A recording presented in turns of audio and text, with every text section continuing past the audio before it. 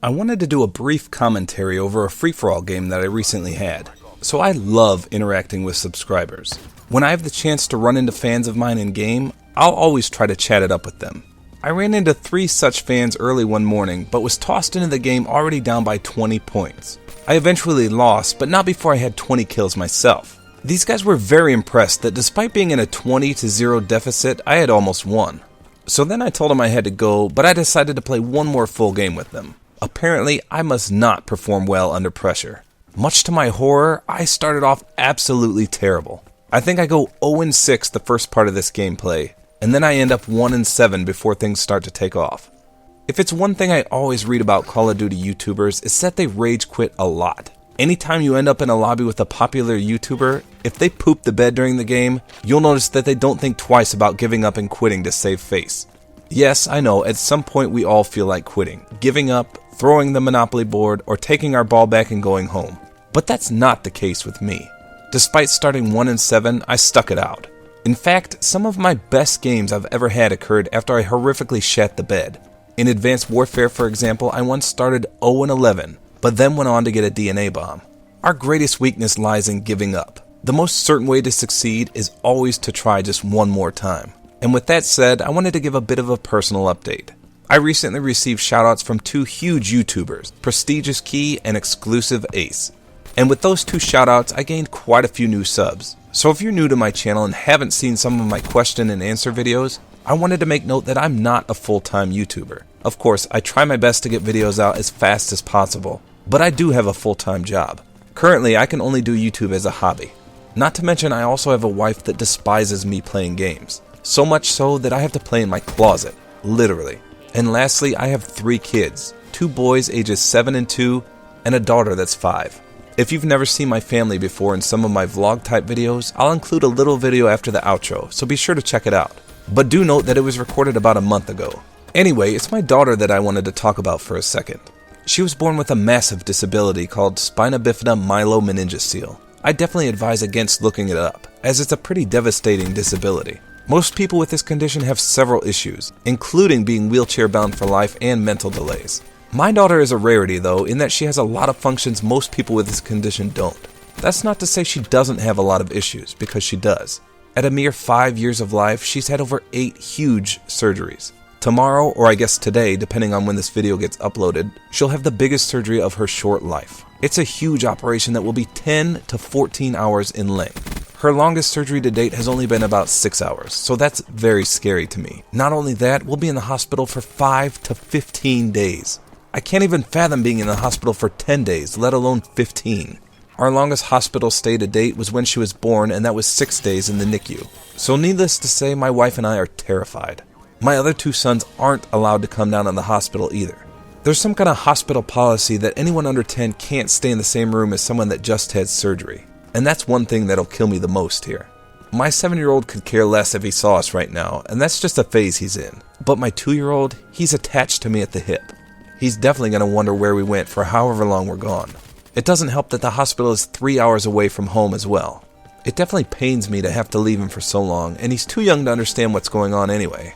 So I didn't want to elaborate on this surgery as it's very confusing. But basically they're going to rearrange some of my daughter's internal organs to try and improve her quality of life. They told us this procedure causes the most immense pain imaginable after the surgery.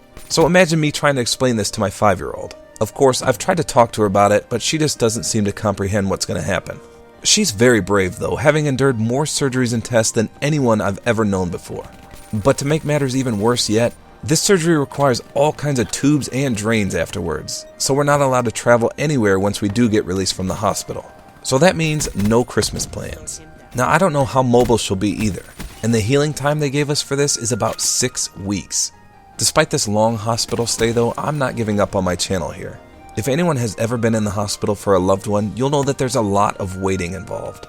So I'm going to bring my laptop and work on some videos. I played as much as I could the last few weekends to get enough footage to keep me busy on videos while I'm at this children's hospital. And I hope no one thinks I'm a bad father for doing this. But my daughter is very much a mama's girl when she's in pain or scared. She wants nothing to do with poor old dad.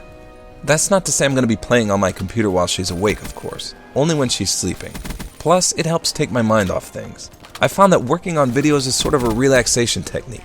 So my daughter already had a huge surgery earlier this year as well, so this is her second surgery. I wanted to note that I set up a GoFundMe page, which I'll be updating after the surgery. If anyone wants to donate even a mere $1, feel free. This will help with the medical expenses and a trip to Disney World we're planning after she recovers. I'll put the link to this in the video description, so if you could, please keep her and my family in your thoughts. As I mentioned though, she's a trooper. I'd have to say she's braver than anyone I've ever met, and she never gives up. You should try and make a commitment to yourself today that success is your only option. No matter the obstacles, no matter the sacrifice, decide that you won't be denied and you won't be defeated. Whether that apply in real life situations or even in Call of Duty, never give up. Anyone can give up. It's the easiest thing in the world to do. But to hold it together when everyone else would understand if you fell apart, that's true strength.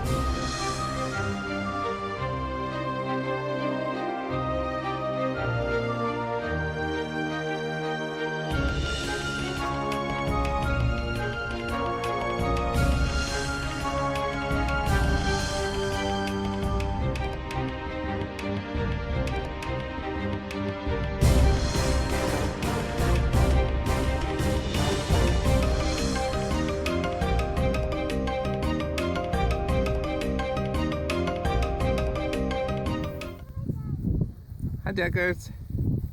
Are you riding Magic? What happened to all our corn? Oh, Bubba. You want to ride in the corn, Dad? What? Jack, can you wave to me? Try and eat it. Jack, wave to me. Look at Daddy, baby. Oh, he's pulled me over here. See you later, Deckers. Bye. We're gonna walk down on the Tornado-ish weather. Supposed to be 50-mile-an-hour winds tonight. How am I supposed to play Black Ops 3? Bye, Jack. With 60-mile-an-hour winds when I have satellite internet. Ellie, do you know everyone on my YouTube channel knows who you are? No. Are you gonna have surgery next month? Yeah. Are you excited? No. Nolan, what are you doing? Nolan, who's your favorite character on Black Ops 3? Which specialist? The one with the flamethrower?